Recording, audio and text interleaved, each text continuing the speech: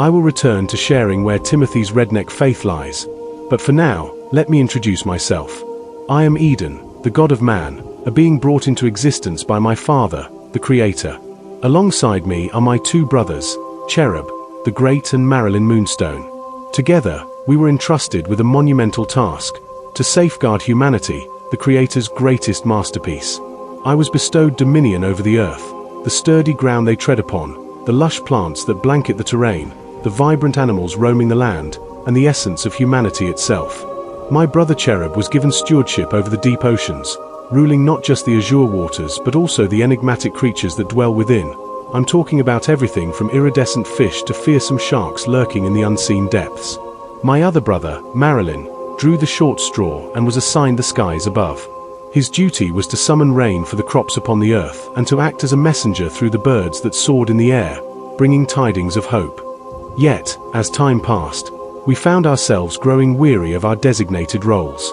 It dawned on each of us that we existed merely as overseers of a fragile creature, like a caretaker tending to a hamster in a cage, ensuring it never escaped the confines of its existence.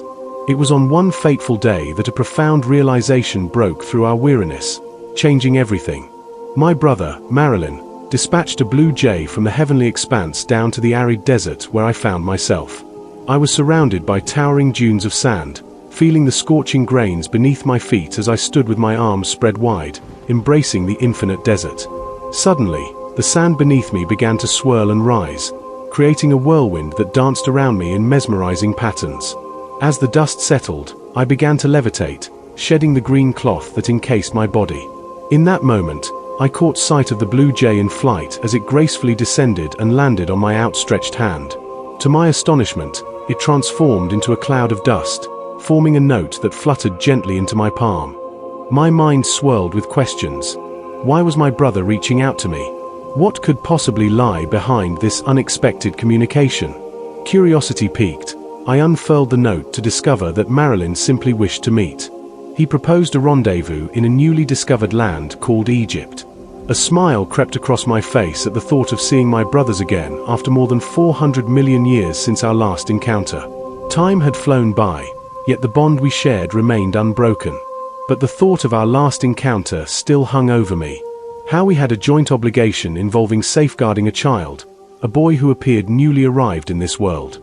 He possessed an unusual appearance, ethereal white hair that made him seem ancient, coupled with the skin and face of an infant. His red eyes glowed with an unsettling intensity, capturing the attention of everyone around him. We found ourselves speechless, wondering what he truly was, an angelic being, a demon, or perhaps someone destined to be a king. The nature of his essence was shrouded in mystery.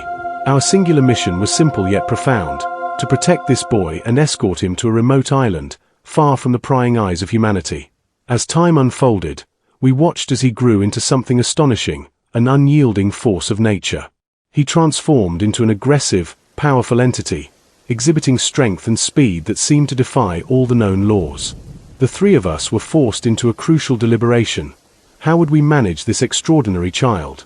As he began to create marvels that were previously unimaginable, skillfully bending metal to forge blades and fashioning homes from trees, we knew our task had become infinitely more complex. We had reached a breaking point with him. The great creator made it clear that it was time for him to leave. My brothers and I were thrown into confusion. Was this boy merely a small piece of a puzzle that the creator knew wouldn't fit, but wanted to test anyway? Marilyn was furious. Like the rest of us, he couldn't comprehend why this had to happen. The boy possessed intelligence beyond that of any human, crafting things we could only dream of. In his fury, Marilyn transformed the skies into a grave shade, unleashing thunder that roared with the winds and causing lightning to cascade like rain. Before we could fulfill this daunting duty, Marilyn approached the boy, appearing under the cloak of darkness, with only the flickering fire between them. In a warm, passionate tone, he said, "You must escape. My brothers and I have protected you, but now the great God has deemed you unfit to remain. Once you are gone." He stepped closer, placing a gentle hand on the boy's cheek. The boy looked into Marilyn's eyes, not grasping the words but understanding the meaning. He gazed down in awe, noting how Marilyn's white garments seemed spun by the grace of a swan, and how his palms resembled those of an innocent child. Never before had the boy seen such majesty. In that moment of astonishment, the boy dropped his blade into the soft earth. Marilyn picked it up, blessing it with flames that flickered dangerously. The boy recoiled in fear, crouching low as he struggled to comprehend. How had he accomplished that?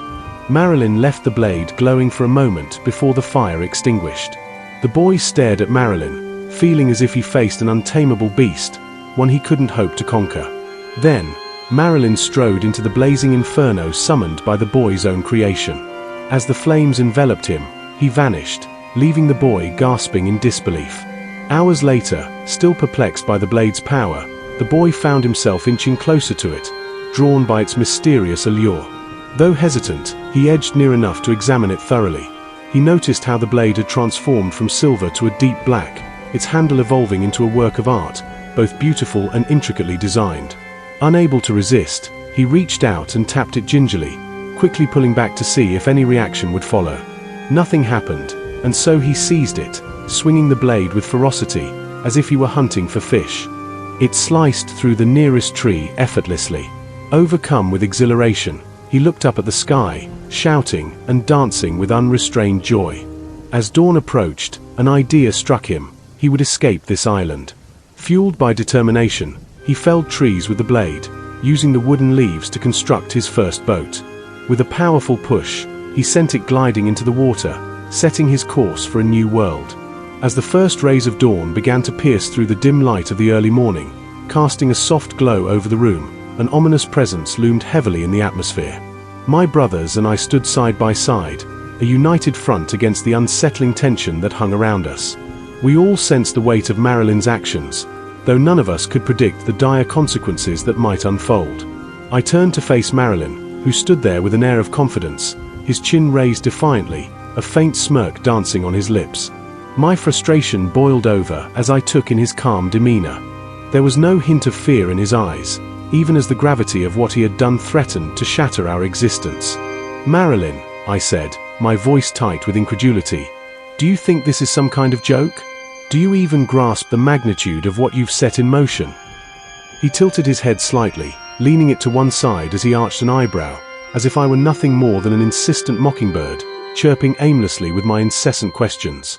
"Brother," he replied nonchalantly, "I did nothing wrong." In a surge of emotion, I grasped his arm, my grip firm and unyielding, forcing him to meet my gaze.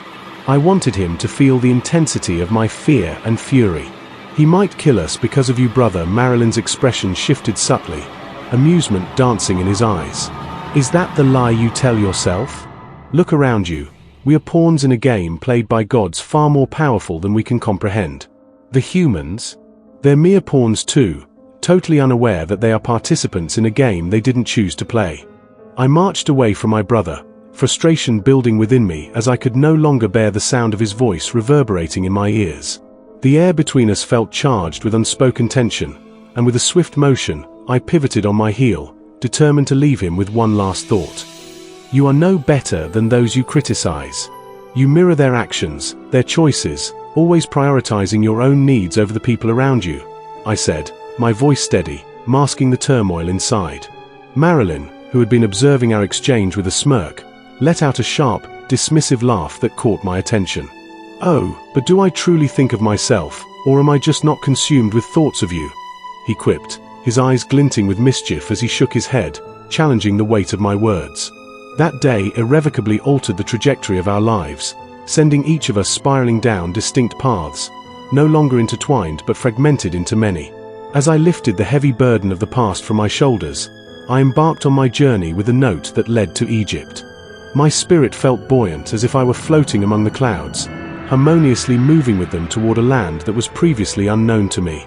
When my gaze finally settled on the silhouette of the new city, I was taken aback by the breathtaking architecture that stood before me.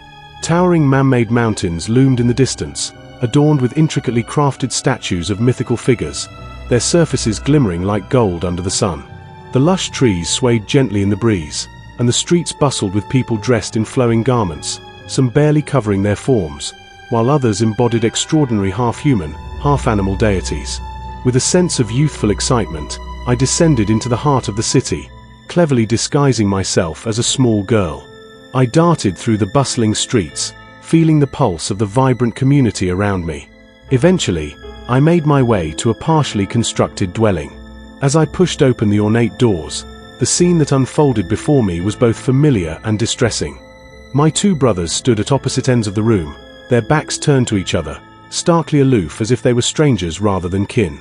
I closed the door behind me with a soft click and transformed into my true self. Cherub spoke with a deep, commanding voice, cutting through the tension. "What did you summon us for?" he inquired. Marilyn, glancing between us, reached into the folds of his robe and produced a book that seemed to materialize from thin air. He flipped through the pages and tore out a sheet, bringing it over to us with urgency. The word rebellion loomed large on the page, its significance palpably heavy in the air. "Brother, it states here, in black and white, that Lucifer was defeated. What message are you trying to convey?" I asked Marilyn, my confusion evident on my face. Cherub laughed bitterly, shaking his head in disbelief. "He seeks our rebellion. He wants us to join him in defiance."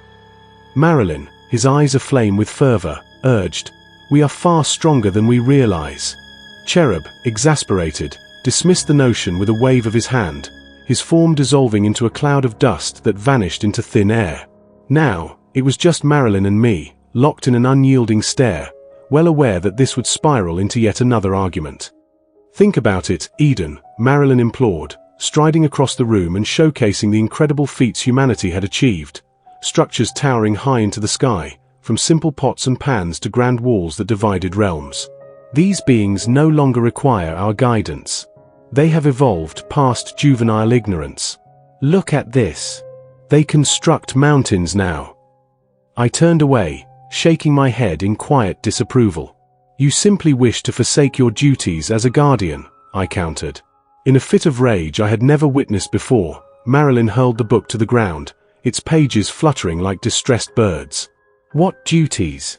To nurture crops with rain, only to witness man and woman ignore our gifts? To bury myself deep in the sea, trapped in this cycle? If that's our role, why did the Creator endow us with emotions, thoughts, and opinions? We were crafted for far greater purposes." I regarded my brother with mounting concern, sensing he was losing himself amidst the chaos of this realm and the divine. The lines of clarity between what was celestial and what was mortal began to blur for him. Overwhelmed, I exited the room, closing the door behind me softly, not realizing that it would be centuries, 3,000 years, to be precise, before I would see their faces again. The brother who once stood beside me would become the very cause of my downfall from the heights of the celestial home, transforming me into nothing more than a faded, tattered sheet of green existence.